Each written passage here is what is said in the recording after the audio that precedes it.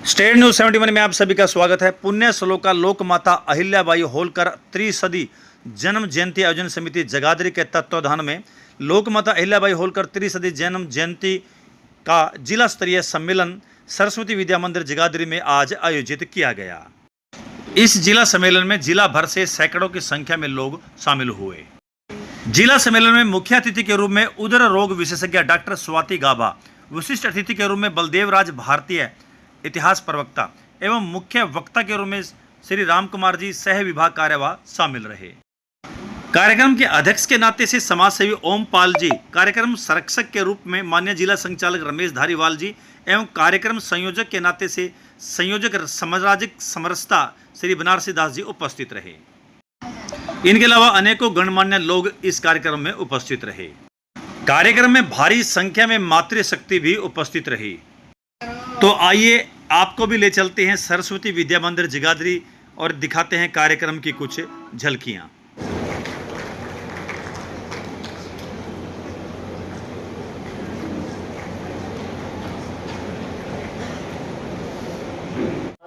राष्ट्रपति की इस बात से आप सभी भली भांति परिचित हैं, लेकिन जब भी भारतवर्ष में नारी के हाथ में राज शासन आया, महिलाओं के हाथ में राज शासन आया, तो उन्होंने महिला सम्मान, प्रजा सम्मान, समाज का कल्याण, इन सब बातों को ध्यान में रखकर कार्य किया।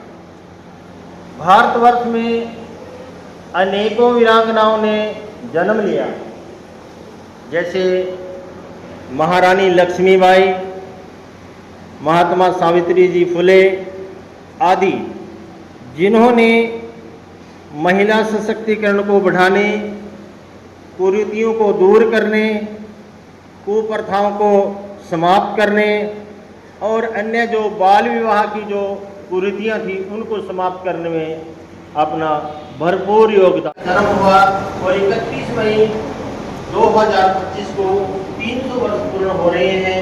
तो ये हमारे लिए बहुत ही खुशी का विषय है। मातोश्री एक कुशल प्रशासिका, कुटुंब को चलाने वाली, समरसता की प्रतीक। मेरा नाम डॉक्टर स्वाति श्रीवास्तव गाबा है। मैं प्रयागराज की रहने वाली हूँ और यहाँ गाबा हॉस्पिटल में विवाहित हूँ। मैं गाबा हॉस्पिटल में उदर व लिवर रोग विशेषज्ञ हूँ। सर्वप्रथम मैं राष्ट्रीय स्वयंसेवक संघ सरस्वती विद्या मंदिर एवं सभी आयोजकों का धन्यवाद करती हूँ कि उन्होंने लोकमाता अहिल्याबाई होलकर के जन्म दिवस के उपलक्ष्य पर आयोजित इस सम्मेलन में मुझे आमंत्रित किया। मैं आज बहुत गर्व का अनुभव कर रही हूँ आप सभी के बीच इस मंच पर खड़े होकर, क्योंकि आज हम ऐसी महान नारी का नमन कर रहे हैं जो न केवल एक उल्लेखनीय शासक थीं, अपितु महिला सशक्तिकरण की सच्ची अग्रदूत एवं पीढ़ियों के लिए प्रेरणा स्रोत थी। उन्होंने सामाजिक मानदंडों को चुनौती दी, शिक्षा एवं सामाजिक सुधार का समर्थन किया, न्याय एवं करुणा से शासन किया और उनके युग और उनके आने वाले बहुत सारे युगों के लिए एक उदाहरण बनी। मेरे बाद बोलने वाले वक्ता आपको उनके जीवन के विषय में बहुत ही विस्तार पूर्वक और सहजता पूर्वक बताएंगे। मैं आपका अधिक समय नहीं लूँगी, परंतु कुछ चीज़ें जो माता अहिल्याबाई के जीवन से जिन्होंने मुझे बहुत प्रभावित किया वो मैं आपसे बांटना चाहूँगी। सर्वप्रथम 8 वर्ष की आयु में, अल्पायु में उनका विवाह हुआ। बहुत ही छोटी उम्र में उन्होंने अपने पति को और उसके पश्चात अपने पुत्र को खो दिया। फिर भी उन्होंने अपने आप को असहाय नहीं समझा, अपने जीवन को नई दिशा दी, अपने परिवार और राज्य का मार्गदर्शन बहुत सकुशल तरीके से किया। हम सबको भी इससे ये सीख मिलती है कि हमें कभी भी खुद को असहाय नहीं समझना चाहिए, आत्मनिर्भर बनना चाहिए। जीवन में कभी भी किसी भी विकट परिस्थिति में हार नहीं माननी चाहिए और आगे बढ़ने का मार्ग प्रशस्त करना चाहिए। मैं विशेष रूप से प्रशंसा करना चाहूँगी श्री मल्हार राव और उनकी पत्नी का, मतलब जो अहिल्याबाई के माता अहिल्याबाई के पति के माता पिता का। जब उनके घर में पुत्र वधू माता अहिल्याबाई बनकर आईं तो उन्होंने उन्हें वधू नहीं पुत्री की तरह प्रेम व सम्मान दिया। श्री मल्हार राव ने उन्हें अस्त्रों व शस्त्रों की शिक्षा दी, उन्हें परिवार एवं राज्य के निर्णयों में विचार व्यक्त करने की स्वतंत्रता दी, उन्हें हमेशा आगे बढ़ने पर प्रेरित किया, उनके गुणों एवं कलाओं को परखकर उसे निखारने में उनकी सहायता की। यहाँ तक कि अपने पति की मृत्यु के बाद जब वो सती प्रथा का पालन करने जा रही थी तो उन्होंने उन्हें इस चीज़ के लिए मना किया। उन्होंने कहा कि मैंने अपने पुत्र को तो खो दिया, पर अब मुझे तुम्हारा साथ चाहिए। ऐसे ही उनकी पत्नी गौतम बाई होलकर ने माता अहिल्या बाई को प्रेम, स्नेह व सम्मान दिया। मेरा परिचय दिया गया था एक प्रवक्ता, एक इतिहासकार। मैं यहाँ पर थोड़ा सा संशोधन करना चाहता हूँ। मैं इतिहास का प्रवक्ता हूँ, इतिहासकार नहीं। मेरे पास बैठे मेरे साथी हैं रमेश धारीवाल जी, ये इनको आप इतिहासकार कह सकते हैं, क्योंकि 6ठी से 10वीं तक की जितनी भी सामाजिक अध्ययन की किताबें हैं, जितनी पुस्तकें हैं, इनका बहुत बड़ा योगदान रहा इतिहास को पुनः संशोधित कर उसको उस रूप में लाने के लिए। मैं इनकी उस कोशिश को बार बार प्रणाम करता हूं, क्योंकि हमारे इतिहास को जिस रूप में हमारे सामने होना चाहिए था वो उस रूप में हमारे सामने अभी तक नहीं आया था। ये बहुत बड़ी कोशिश है हरियाणा सरकार की और हमारे जो माननीय मेरे मित्र भी हैं श्री रमेश धारीवाल। आज हम जिस मकसद से यहाँ पर इकट्ठे हुए हैं वो है लोक माता अहिल्या बाई होलकर जी के जन्म की 300वीं जो वर्षगांठ है उसको मनाने की। मुझसे पहले वक्ताओं ने उनके जीवन के ऊपर बहुत कुछ कह दिया है, उनके पूरे जीवन रेखा को आपके समक्ष रख दिया है, लेकिन मैं उस चीज को दोहराना नहीं चाहूँगा। मैं उनके जीवन से इतना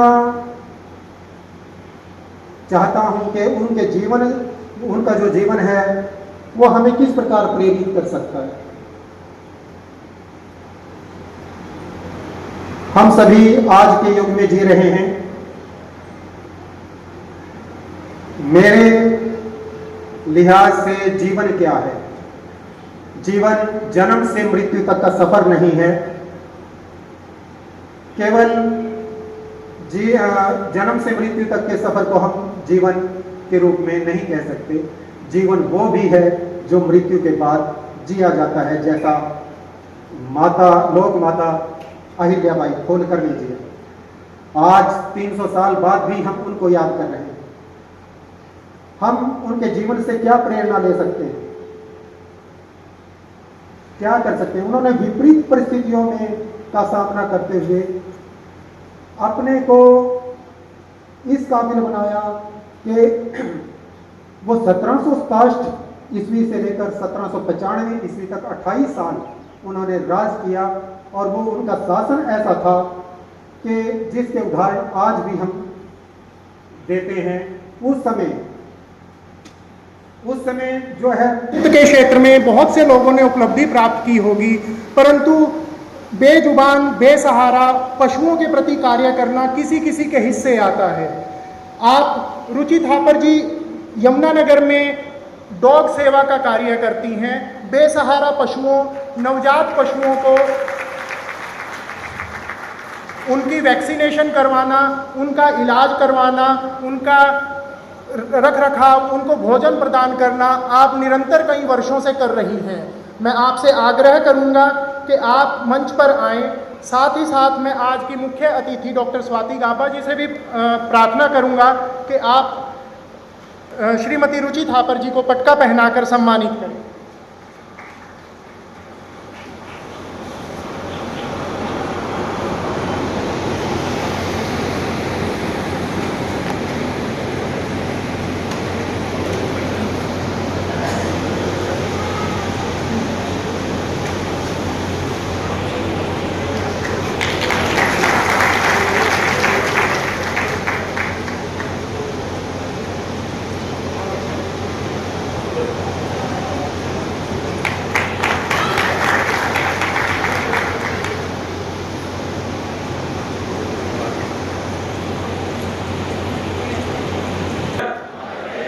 मातेश्वरी अहिल्याबाई होलकर, भारत माता की, भारत माता की। समाज से आता हूँ और मुझे आज इस इतना बड़ा मान सम्मान देने के लिए मैं राष्ट्रीय सेवक संघ और अपने सभी साथियों का धन्यवाद करता हूँ और सामाजिक समरसता मंच का भी धन्यवाद करता हूँ। आदरणीय साथियों, अभी सभी वक्ताओं ने मातेश्वरी अहिल्याबाई होलकर के जीवन पे प्रकाश डाला कि उन्होंने कैसे राज किया और कैसे अपना जीवन यापन किया।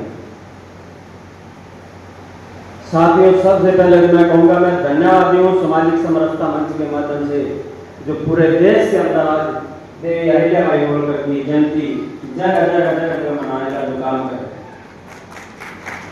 मैं धन्यवादी हूँ राष्ट्रीय सेवक संघ का कि जिन्होंने इस देश के अंदर एक ये मुहिम चला रखी कि ये किस समाज से थी और जिन्होंने इस देश के लिए क्या किया, जिन्होंने इस देश के लिए कितनी बड़ी कुर्बानियाँ दी। मैं धन्यवादी हूँ इस देश के प्रधानमंत्री का आदरणीय नरेंद्र मोदी जी का कि जिन्होंने पूरे देश के अंदर भारतीय जनता पार्टी के बैनर के नीचे भी यह कार्यक्रम मनाने का काम किया देवी अहिल्याबाई होलकर की जयंती का। नहीं तो मित्रों, आज से पहले जो सरकारें रही उन्हें तो सिर्फ एक मुगलों का ही शासन पता था और वही बताते थे कि क्या क्या उन्होंने किया। मैं धन्यवादी हूँ ऐसी सरकारों का, ऐसे संगठनों का। साधक शिव आराधक सृजनधाम, लोक माता परम श्रेष्ठा, कोटि कोटि तुम्हें प्रणाम, कोटि कोटि तुम्हें प्रणाम। हे अहिल्या ध्येय साधक शिव आराधक सृजनधाम, लोक माता परम श्रेष्ठा, कोटि कोटि तुम्हें प्रणाम, कोटि कोटि तुम्हें प्रणाम।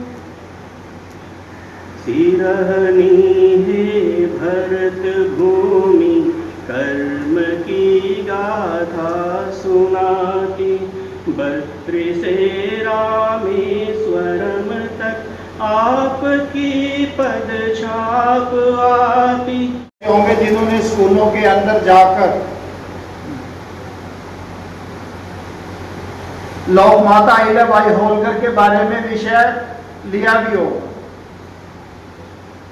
मैं भी कुछ स्कूलों में गया तो और लोक माता अहिल्याबाई होलकर बारे में जब अध्ययन किया, शुरू किया, तो अपने आजकल चलता है कुछ बिटवीन द लाइंस की भी, कुछ बिटवीन द लाइंस पढ़ने का भी अपने को स्वभाव बनाना चाहिए कि केवल लोक माता अहिल्याबाई होलकर के जीवन के बारे में हमने कुछ सुन लिया, लिख लिया और लोगों को बता दिया, परंतु इस सारे क्रियाकलाप में से हम सब क्या मैसेज देना चाहते हैं।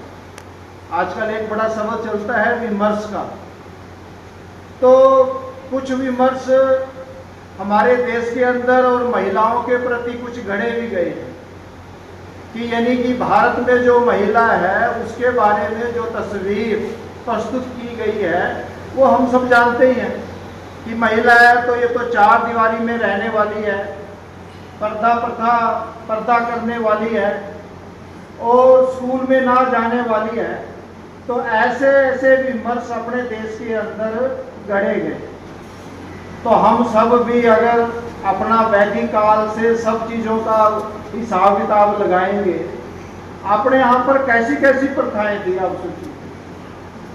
आप सोच नहीं सकते कि आज 2021 में जब इंटरकास्ट मैरिज की बात करते हैं तो घर में क्या पूरे हरियाणा में तो ऑनर किलिंग का जो चलता है कि घर के घर बर्बाद हो जाते हैं।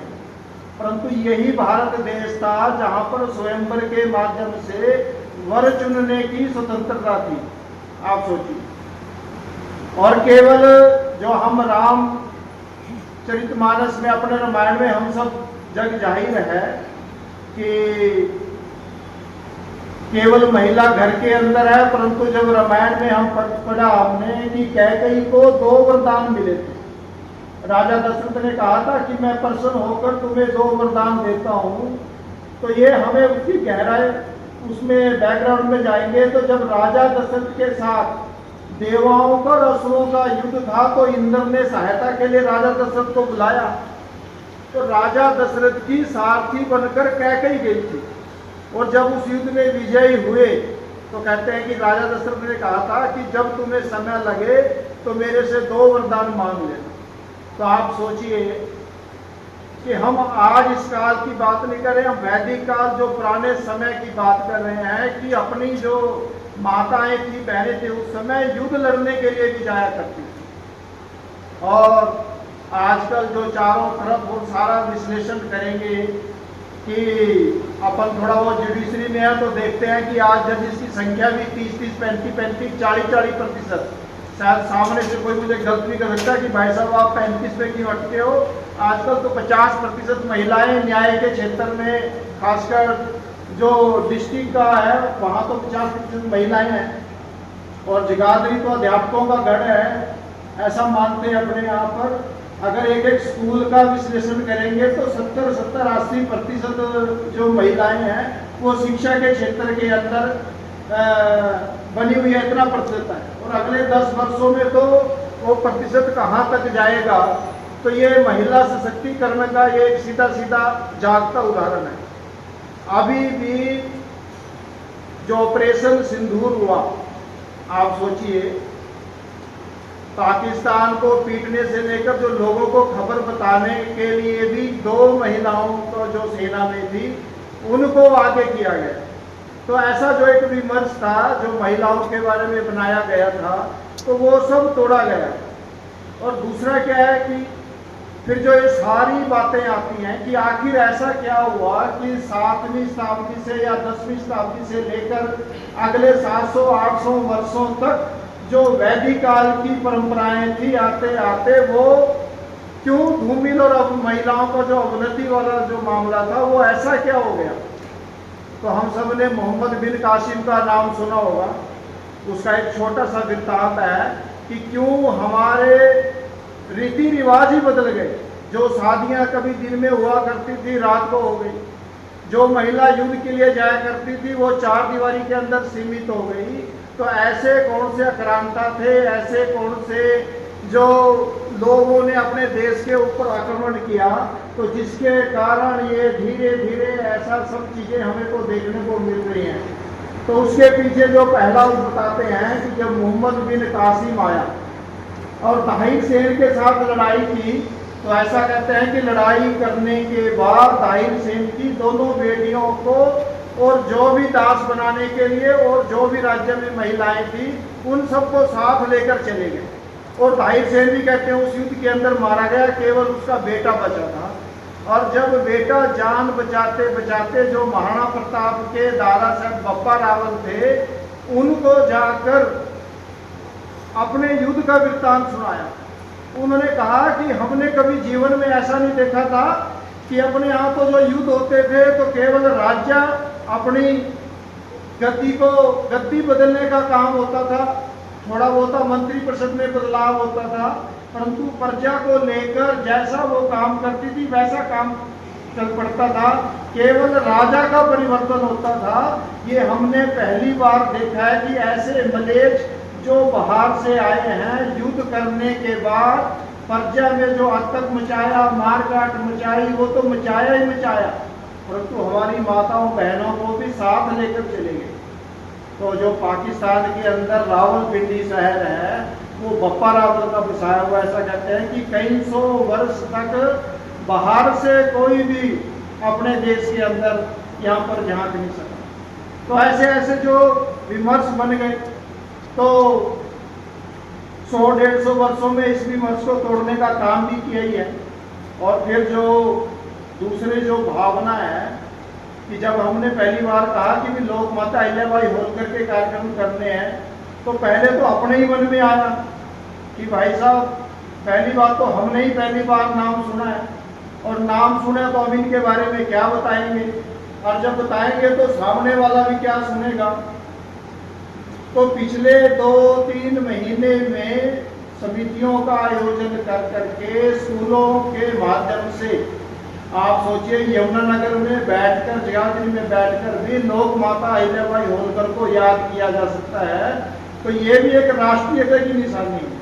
यानी आजकल कई तरह के जो वाद प्रबल, जिसको कहते हैं कि आजकल कई प्रांतवाद को लेकर वो सब चीज़ें, भावनाएं बढ़ रही हैं, परंतु इन सब को कम करने के लिए बीच बीच में ये सब इंजेक्शन देने के काम जो अपन लोग कोई ना कोई समिति बनाकर वो सब चीज़ों का काम ये हम करते ही हैं।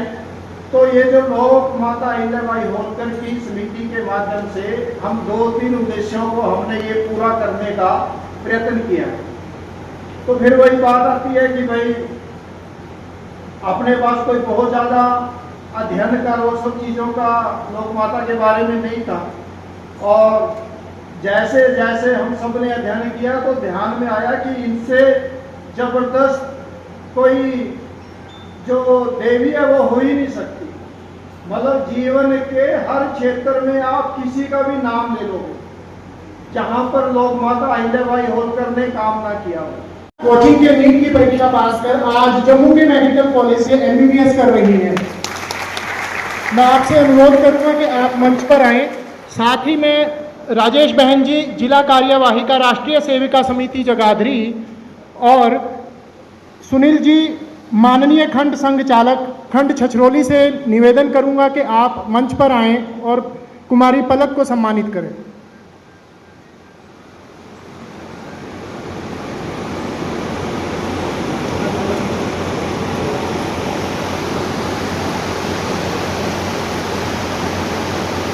मेरा सभी अतिथियों से अनुरोध रहेगा कि इस बालिका को आशीर्वाद दें।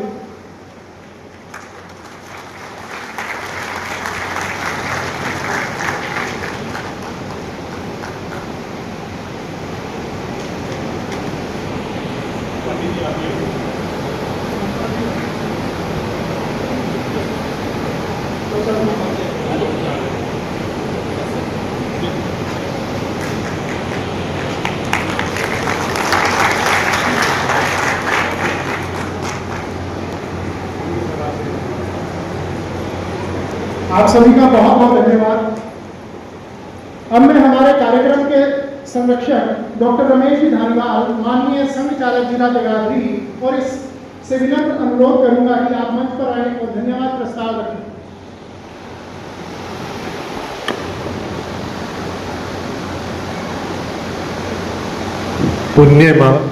पुण्य श्लोका मातोश्री लोक माता देवी अहिल्याबाई होलकर की 300वीं जयंती पर जिला जगाधरी द्वारा आयोजित इस जिला सम्मेलन के दौरान इस कार्यक्रम में मुख्य अतिथि के रूप में अपना बहुत कीमती समय देकर उपस्थित होने के लिए मैं विशेष धन्यवाद करता हूं डॉक्टर स्वाति गाबा जी का।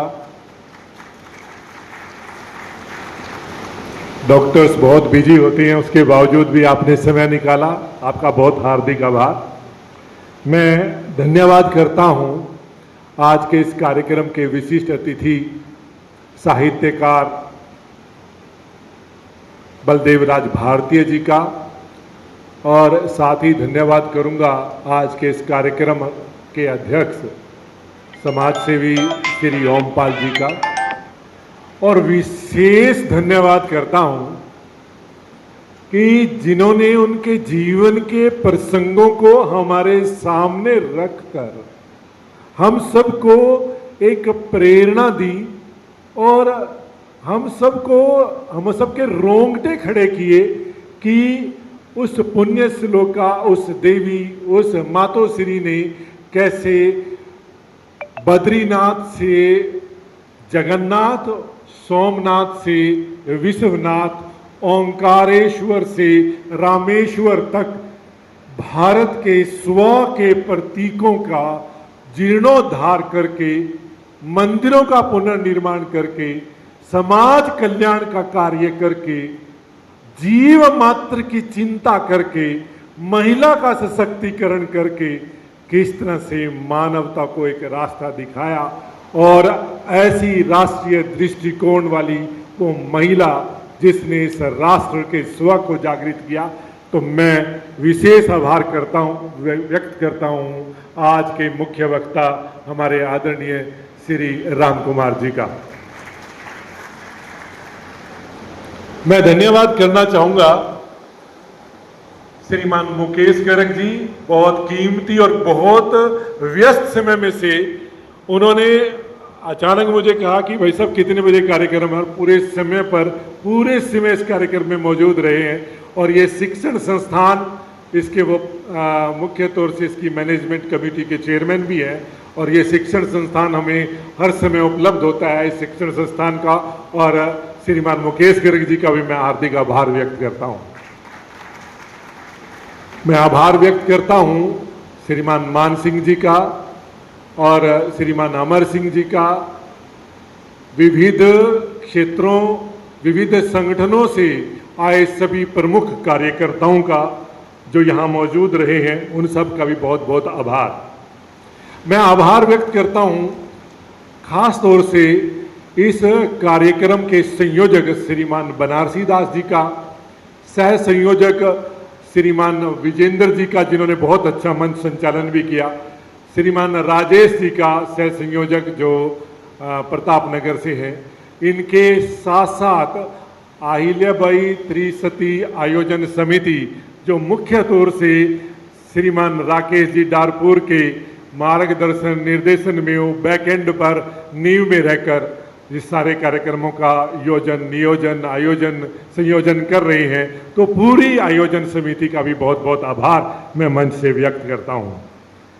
मैं बहुत बहुत आभार व्यक्त करना चाहूँगा आज के इस कार्यक्रम में सेविका समिति, स्वदेशी जागरण मंच, इतिहास संकलन समिति, ABVP, अन्य विभिन्न सामाजिक संगठनों से आए हुए सभी कार्यकर्ताओं का और मातृशक्ति का विशेष तौर से मैं नमन, आभार और धन्यवाद करता हूं कि वो आज इस कार्यक्रम के माध्यम से अहिल्याबाई होलकर सी प्रेरणा लेकर अपनी बच्चियों को, अपने परिवार को, अपने समाज को, अपने घर में उसकी कहानियों के बारे में जरूर चर्चा परिचर्चा करेंगे।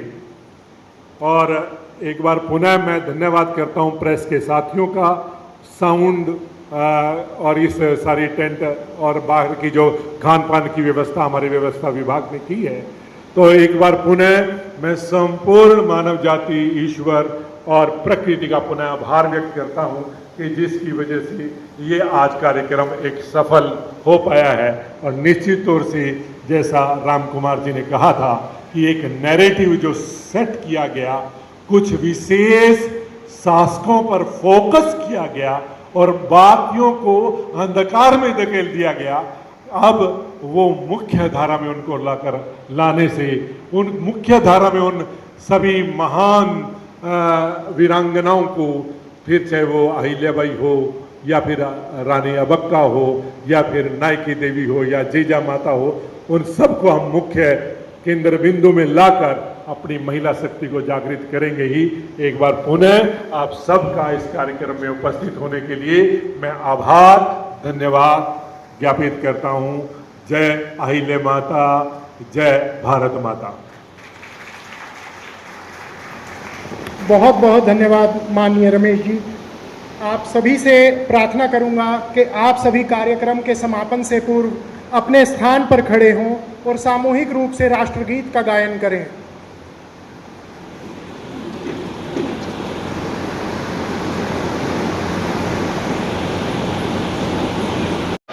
भारत माता की। आप सभी का बहुत बहुत धन्यवाद।